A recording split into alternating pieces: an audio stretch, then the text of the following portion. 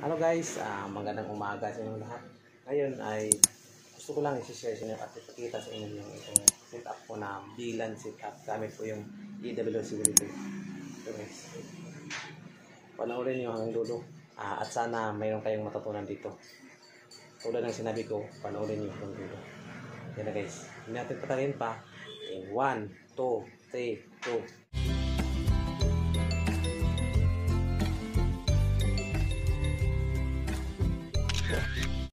Hello guys, ito po yung aking bilan setup. Yan guys, EW73 yung ginawa kong bilan. Ito po guys, oh. Yan. EW73 po ito. Ayan. Kapag mag bilan setup kayo, gamit po yung EW73, ay kailangan po tayong gumamit ng switch. Ayan guys. Itong PLDT na router, ginawa ko siyang switch. Pwede rin ito guys. Switch. Ayan. Pwede rin ito. Ito lang ginawa kong switch. Yung dati kong modem, ginawa kong switch. Pero, ito, TP-Link, pwede rin. Ayan guys. Ito po yung setup. Ayan. Din kapag EW71 yung ating ibilan guys, ay hindi na po kailangan itong switch. Ayan.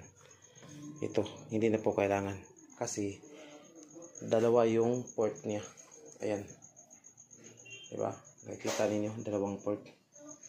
Ayan. Sa next video ko guys, i-share ko sa inyo at ipakita ko sa inyo ito, yung hindi na kailangan na switch. Sa iba dyan na hindi pa alam, update na lang kayo sa next video ko. Ayan.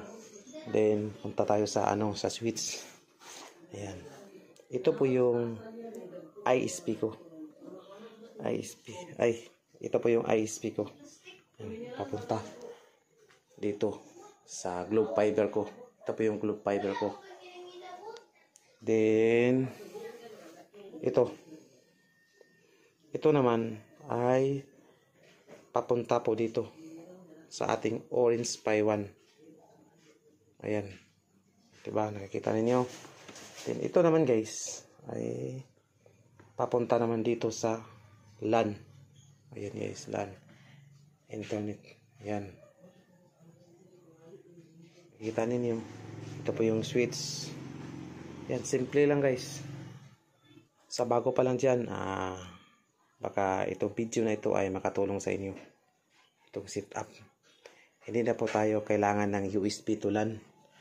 Ang kadalasan sa USB to LAN, problema. No IP allocation. Then, bago pa lang binili yung ating USB to LAN, no IP allocation. But guys, kapag kayo na hindi pa ninyo alam kung anong gagawin ninyo, ito guys, gawin natin bilan. Ayan. Yung mga bagong EW73 guys ay may bilan na. Ayan. Ito po yun guys. Pupunin ko muna yung aking may bilan setup na. Ayan guys. Bilan setup. Ito yung bago. Tandaan nyo guys ito po yung ISP ko. Ito naman yung Orange Pi 1. Yung Orange Pi papunta dito. Ayan. And ito naman guys ay sa LAN, internet. Sa LAN. Ito guys. Yung aking support guys is Wi-Fi ng bayan. Ayan. Wi-Fi ng bayan po ito guys. Yung support ko. Tapos, gusto niyo makatipid. Ito naman guys. Yung AW71. Dalawang port na po siya. Hindi na po kailangan ng hindi na po kailangan ng switch. Ilagay na lang ninyo dito yung POE ninyo. Next video ko guys ipakita ko sa inyo. Ngayon ay ituturo ko sa inyo kung paano natin gawin yung bilan setup. Ito guys. Punta tayo sa ating cellphone. A few moments later. Ayun na guys, nandito na tayo sa aking cellphone. Next is punta tayo sa Wi-Fi. On ko muna yung Wi-Fi ko. Balik natin itong compass. Ito po yung antenna natin na i-config natin sa bilan. Click natin ito. Yan. Mag-redirect po tayo dito. Yan. Doon lang tayo mag-login sa Google. 192.168.10.1. Yan, enter natin. Yan. Password admin. Yan. Okay. Nandito na po tayo sa dashboard na compass. May nakita kayo dito sa gilid, may tatlong guhit. Ito guys, oh. Nandun sa gilid. Click natin ito. Yan. Tapos punta tayo sa network. And guys, may bilan na tayo. Ito po yung bagong version ng compass. Click natin itong bilan. Yan. Kaya tayo. Yan, dito na tayo. Then, may nakita kayo ditong add. Click niyo yung add. Yan. Tapos, static ang nakalagay. Yung default niya. Palitan natin ng unmanaged. Tapos, yung bilan ID. Yung software niyo guys, sa Inopis Wi-Fi, kung anong software, meron bilan ID. Yun sa akin, Wi-Fi ng bayan, bilan 13. Bilan 13 po, yung Wi-Fi ng bayan. Tapos punta tayo sa ibaba. Yan. Description, bilan 13 lang. Yan. Tapos check nyo ito. Ayan, check. Tapos wala na pa tayong galawin dito. Unmanaged. Yan. Wala na, tara. Wala na. Click save. Yan.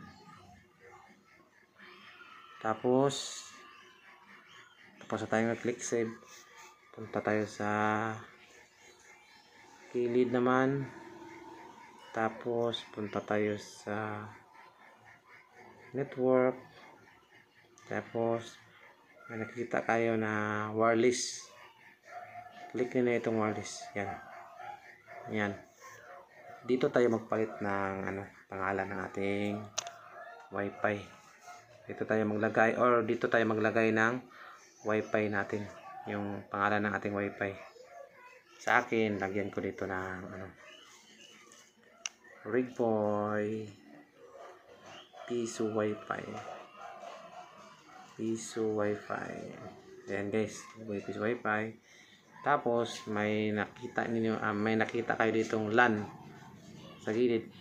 Click niyo itong LAN. Tapos sa ibaba naman may bilan.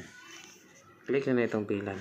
Ayan guys, bilan 1. Tapos yung password, huwag na niyo nalagyan ng password kasi Piso Wi-Fi yung setup natin as Piso Wi-Fi. Tapos on natin yung advanced setting. Okay, punta tayo sa baba. Dito kayo magpalit ng channel ninyo. Kung anong channel ninyo ilagay. Sa akin, channel 1 lang. Ayan, channel 1. Tapos, wala na po kayong galawin dito. Ayan, wala na. Okay na po ito. Then, check. Apply. Ayan. Maghintay lang tayo. Pagkatapos nito guys, ay itatry natin sa ating Piso Wi-Fi para makita ninyo. Yan. Lapit na. Ang kagandahan dito guys, wala nang USB tulan. Ayan guys, itatry na natin yung ating setup kanina. Bilan setup. Ngayon, punta tayo sa setting. Tapos network. Then Wi-Fi. Tapos, ay sorry. Correct tayo. May nakikita kayo dito na Eggboy Piso Wi-Fi. Ito po yung kinonfig natin kanina. Eggboy Piso Wi-Fi. Yan. Tapos, click natin okay. Click off. Tapos, click natin. Ayan, nag-redirect siya. Yan. Welcome to Wi-Fi Bendo. Kita nyo guys. Insert money button. Then, may piso ako dito. Ito tayo natin. Maghulog tayo.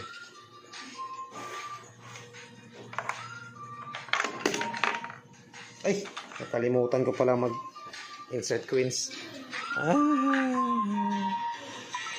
Insert coins. Insert your money and press connect to internet. Ayan.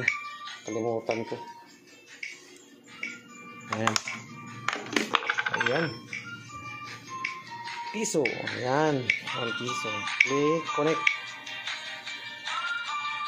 You may now access the internet. Thank you. Try natin mag-YouTube. YouTube. Ayan. Ayan guys. Nandito na yung ating sit up natin. Ayan. Kumagana na guys. Ayan.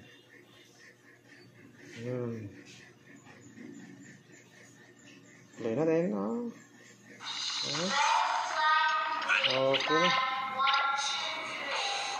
Ayan. Ito po yung sit up. AW73. Ayan. Sana may natutunan kayo sa aking video. Next upload ko guys yung EW71 na naman yung ating config. Pero same lang yung setting doon nandoon sa setting ng compass. Kapag ang setting ng EW73 same din sa EW71. Yan. Kita niyo guys, okay na talaga.